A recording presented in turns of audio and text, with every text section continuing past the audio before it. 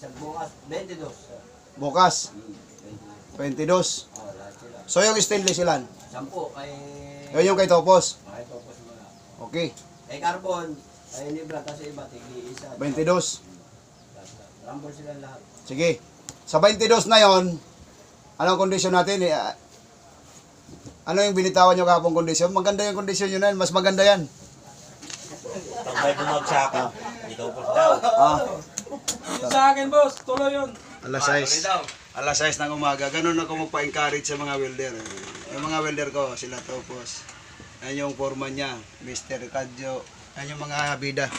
Sila ni Bran. Nandito yung mga aktor, oh. Hindi ko na isa-isahin. Sir Vic, para sa'yo to, ha. Pag bumagsak sa inyo, kayo magpamerinda sa akin.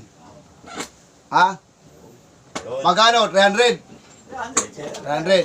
Ngayon, pag hindi naman bumagsak at pumasa lahat yung 22, 300 ibibigay ko sa inyo. Maliwanag. Gagawin kong 500 para sure. Ha?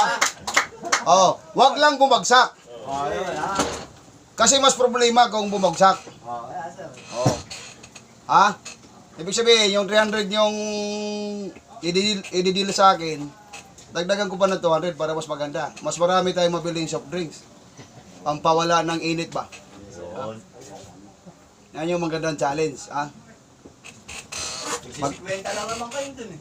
Sa akin na lahat, yung 300. Oh, tignan mo. Ang galing talaga. Oh.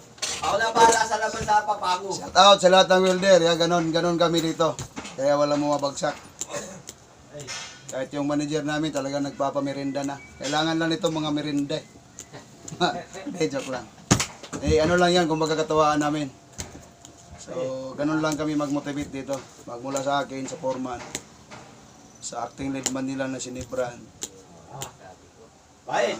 Ganon kami kasi. Kaya sabi ko sa'yo. Kailangan may tandem tayo. Okay? Ayos. Yan lang naman importante dyan. Ha? Okay? Thank you very much. Okay. Thank you.